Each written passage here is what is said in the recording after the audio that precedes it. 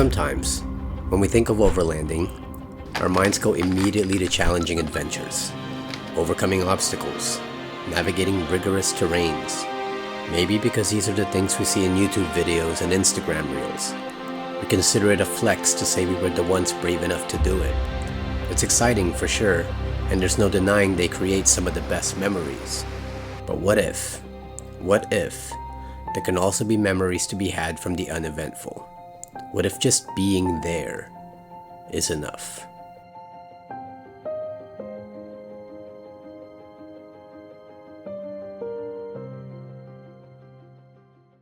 So we're back hitting up the Florida Adventure Trail once again, better known as the F.A.T. We are hitting up basically where we left off last time and then moving our way towards the north. Right now we are about to meet up with Brad DeRue from Overlanding and John Berkmeyer of Sunshine State Adventure Company. They're the ones that pioneered the whole Florida Adventure Trail thing. So we've just been having a great time exploring Florida through these trails because there's a ton of them. Yeah! Yeah, buddy! So glad you could come back out again. Oh, what's up, man? Looks like we missed out on a party. Oh, you missed out on... Yeah. Oh, you missed some epic stuff. Yeah, I know. That's all right. We're all good. Wait, you got stuck? Stuck. Decided to try a hole that had a bypass. Probably should have taken the bypass. Pretty rutted out. We decided to go in 4 low, lockers on, sway bar disconnected, all the goodies. Didn't quite make it. We got down to about here on the water. Sunshine State Adventure Company was nice enough to yank us out from the back. So he yanked you out from behind. He yanked us out from behind. It's always more dramatic when you go from behind. We're actually going to take a trail to get to the campsite anyway, so it's nothing technical or anything, but it's really scenic, so it'll be good. We'll get some good shots, and my goal is to get us to camp by 5:30. Because we got in a little bit late into town, we want to just go ahead and go straight to Shired Island. That's where we're going to be camping tonight. It's on the beach. It's pretty much the last place in Florida where you could still camp on the beach. We debated whether or not we wanted to hit some trails or just go straight to the campsite. We decided we're going to go straight to the campsite because we already drove 6 hours on regular highways to get to meet them, and so now that we're kind of tired of driving around, we figured let's just go straight to the campsite, make camp at the beach, and then we can go hit some of the trails tomorrow. Making it easy here and kind of going just how we feel so that we're not super duper exhausted and, you know, getting these vehicles stuck on the first night. So yeah.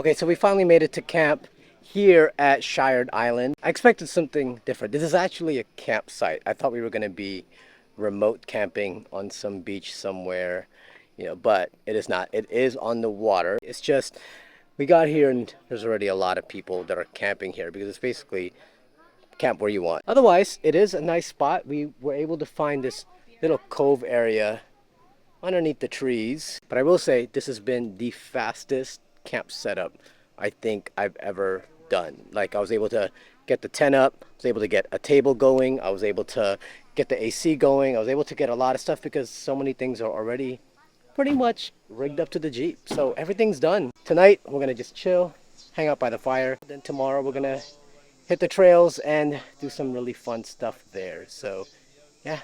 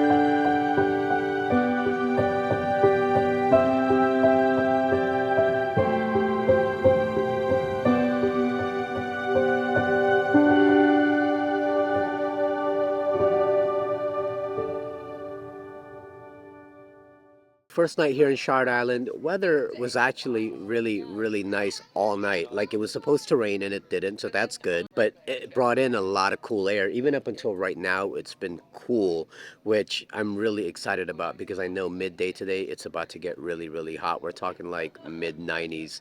So yeah, I'm trying to take advantage of this as much as I can. As far as the site though, I don't know, man. Like I'm having my reservations. Like I really like that it's butted up against like the Gulf of Mexico, which is like right over here.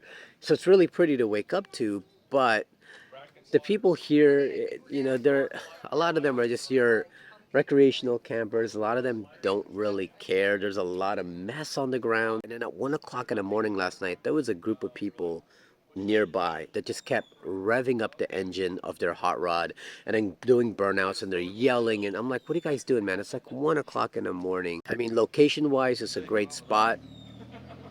See, yeah, I wish that Florida had beaches where you can still drive up to the water, camp there. I mean, I think that would be a great thing to do around here, but unfortunately, this is probably the best you're going to get as far as camping as close to the water as possible. But, we're going to leave here in just a little bit, hit some trails. Hopefully the campsite that we're at tonight is much nicer. In the meantime, let me just take you around, show you some of the newest gear that we've just gotten that we're now using for the first time, and let you know how we're liking it. All right, so let's start right here with my new Gorilla Dirt water bottle. Listen, this is the first time I've had a bottle with this kind of an opening. My wife has a ton of bottles that have that, but I've always used the wide mouth or the straw kinds. Well, I'm a convert. With the wide mouth, every time you open it up and you drink, like in the vehicle, it'll spill all over you, or the straws, they're so hard to clean, but man, this is amazing. Like, I know I'm getting geeked out over just a top, but I've never found a top that really worked for me, and this one does. So this is what I'm going to go with all the time from now on. I mean, look how cool this is. Topographic pattern, has their logo on the side. It's just a really nice bottle, you guys. And that bottle is sitting on our new front runner table. Oh man, so glad to have a table now, because that just allowed us to put a lot of our stuff on there, and then it packs away really easily because it just goes underneath the rooftop tent up there. Last night it was the first thing that came out of the Jeep, and then we were able to just stack everything on there as we were unpacking everything else, and it's probably going to be the last to go back in since it's so easy to put away. So I started using the Porter cable camp light, and it works good, and I was afraid that I wasn't going to be able to use it without solar like I have with my Free Spirit Recreation one. But we didn't use it enough to like kill the battery on this thing. And here's the thing, I'm starting to realize that with these huge camp lights, they're good, but I'm finding that I'm not using them as often as I thought I would, because once we're at camp and we're around the fire, no one wants to see you turn on your lights. And I have so many lights in the vehicle already that having a camp light, a big one like this, I think will work if you were there for more than a few days. But for those one-nighters, I don't think I'm ever gonna bring a huge camp light anymore. It's just because it's not needed. I already have like a tailgate light up here, and then I have a light that it goes over the tent that kind of shines throughout the whole area, and then I have flashlights. I have a whole bunch of camp lights already that I find setting up a huge camp light like this, or even the Free Spirit Recreation Ready light, it just takes time, and then you use it for maybe 10 minutes or so. But if we are going to be there for a couple of days, and we know we're going to be at camp in a specific spot for a few days, then I'll bring the Ready light one, because that one does have solar. Speaking of solar, there's my Bouge RV solar setup right there. It's great. I just haven't had a chance to use it yet because, I mean, look, we're kind of shaded.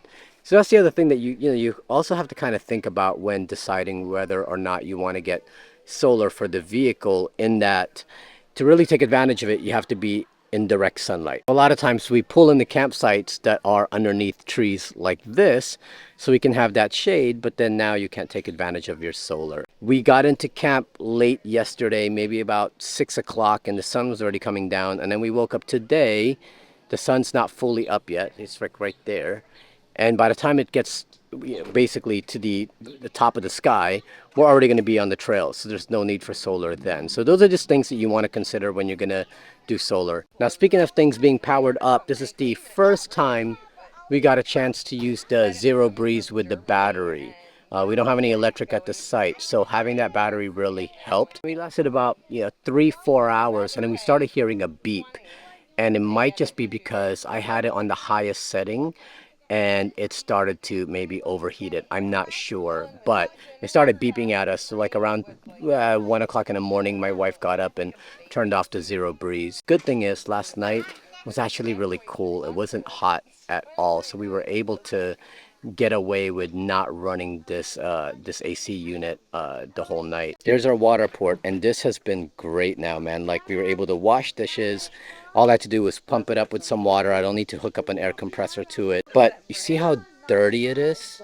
It's dirty because these really thin fenders, like, they're good for articulation and having more area in your wheel well so that you can really get some movement in there. But man, every time we didn't even hit anything crazy, and yet take a look, it just kind of splattered upwards. So my next thing, I was gonna get bumpers, rear bumper for the Jeep, but I'm gonna just get new fenders, man. Like, I can't have this anymore. This happens to me every trip. It gets all dirty even if we're not doing anything crazy. Now, the one thing about the water port that I did not think about fully is that this is where we put the ladder to the rooftop tent, which is fine, it's not in the way. But then every time I'm washing dishes, I'm creating a pool of water onto the bottom of the ladder. So it'll either get really muddy down there, or I'm ending up spraying this whole ladder with water. I may, I know it sucks because I already poked holes. I may move this to the other side. The only reason why I had it on this side, my thought process being, was that I'm trying to distribute the weight evenly, because there's already so much stuff on the other side of this vehicle. I got my my refrigerator there, I'm sitting there, and then later on I might get like a propane tank holder that goes on that side. And because of all those things, I wanted to put the water port on this side to kind of distribute the weight evenly. But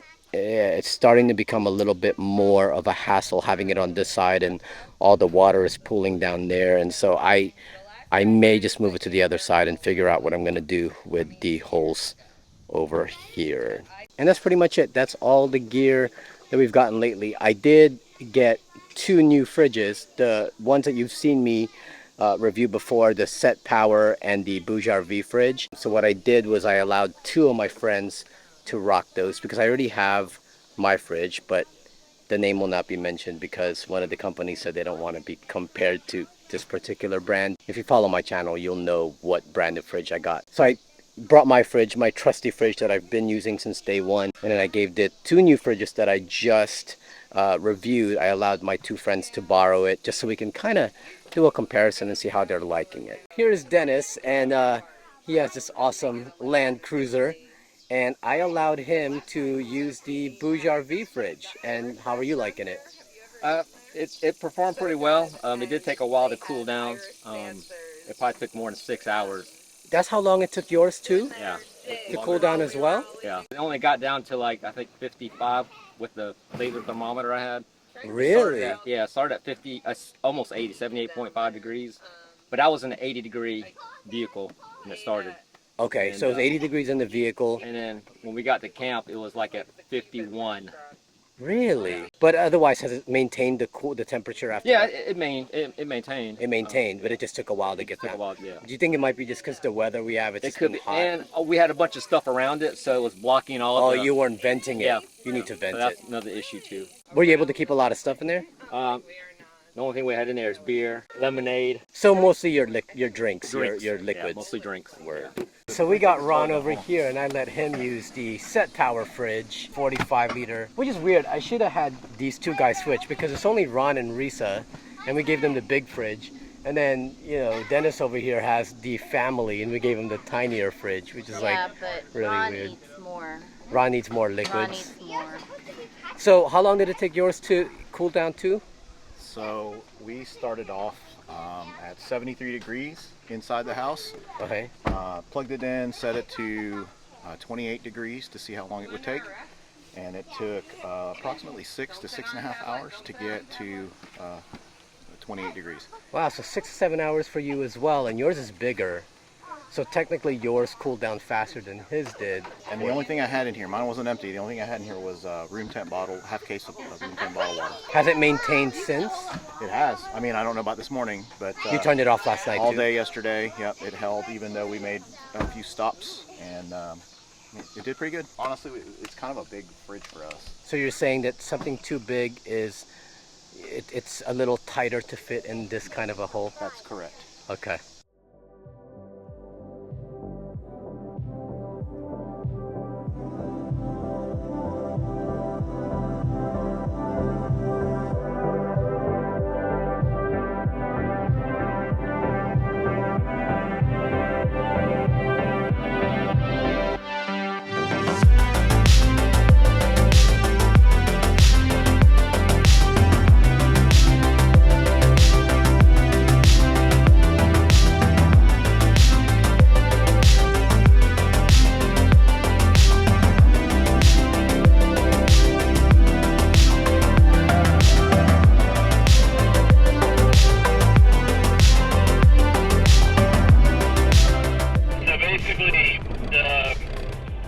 This whole members thing is specifically about the land to the left and the right, not the road itself. This road is public land. I have a little note on the F.A.T policy that's like, ignore the sign, just stay out of the woods and you'll be good. This is public land, but there is a private lease on the public land, which makes zero sense to me. But there's a couple places on the West Coast that are like that.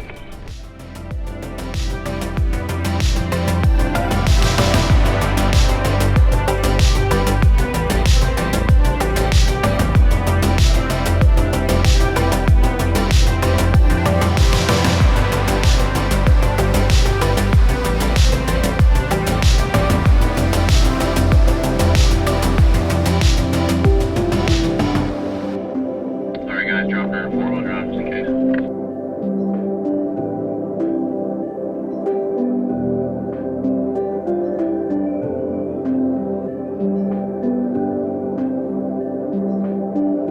That one's got gravel in the bottom of it, so you should be good.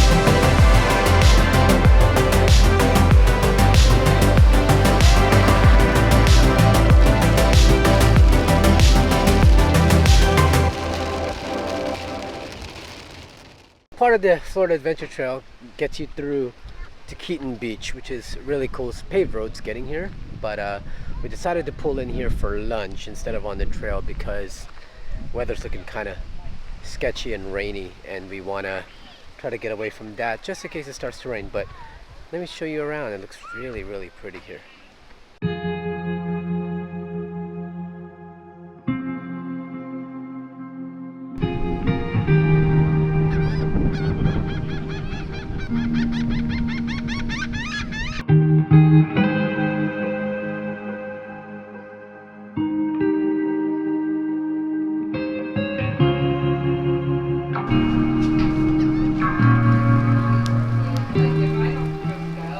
This is what happens when you overland and camp and go trailing. Get really, really dirty. But shout out to Off the Grid Surplus. No, I'm not sponsored by them, but I really, really love their pants.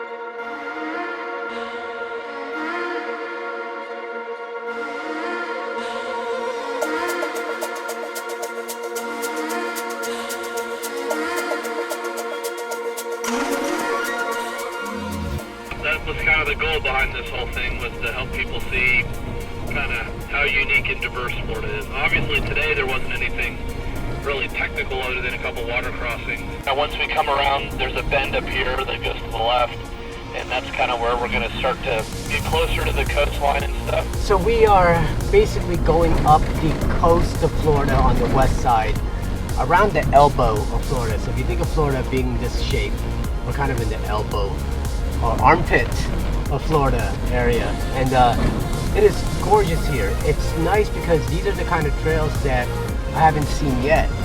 For a minute I was like, you know, you've seen one Florida trail, you've kind of seen them all, and I was so wrong. I had never been so wrong, because we've been seeing a bunch of different cool stuff today. Right now, where we're at feels very tropical. Feels really cool, like there's a different kind of vibe here than you would see inland. And then pretty soon we're going to come up to something much closer where we're actually going to be close to the coast. Like we'll be able to see the Gulf of Mexico right where we're at. So that's going to be a really, really cool trail, something that you probably won't get to see anywhere else.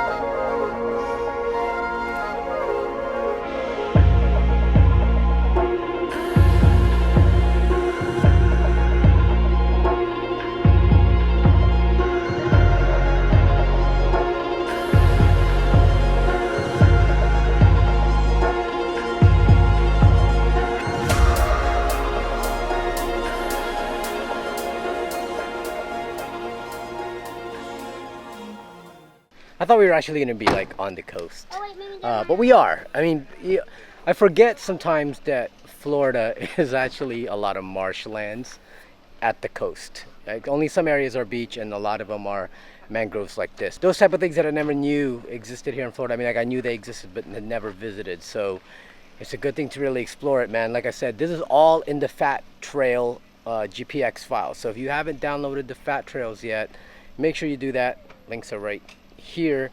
Make sure you download it, man, because it's worth it. You're gonna see a whole bunch of really, really cool things along the way. There's some really great trails out west, a lot of mountains, a lot of elevation, but you get some really cool and scenic shots out here as well.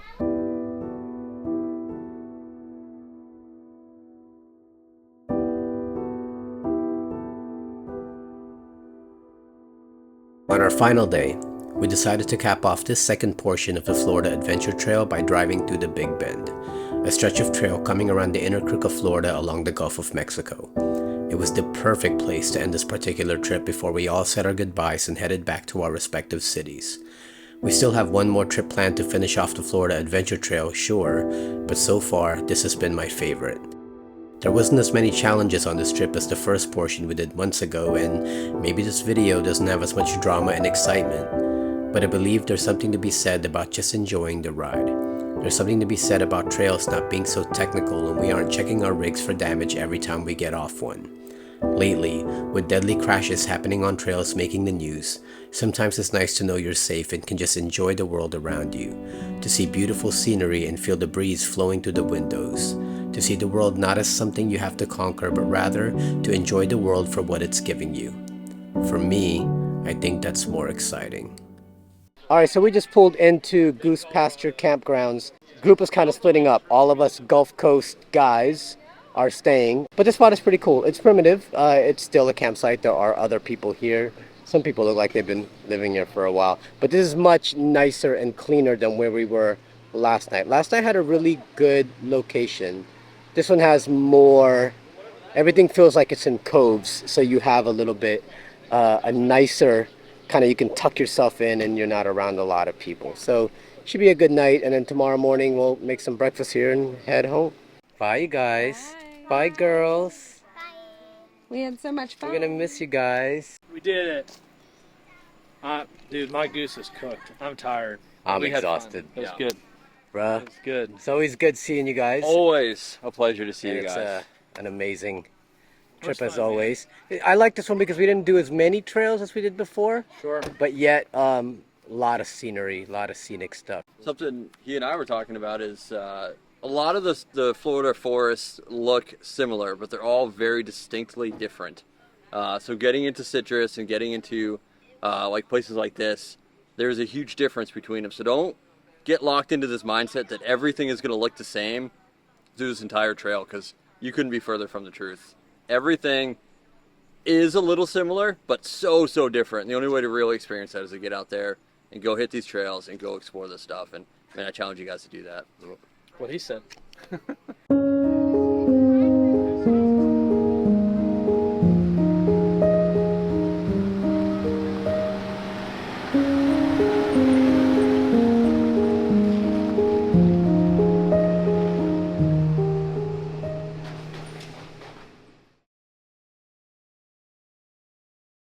Who says you can't have breakfast for dinner?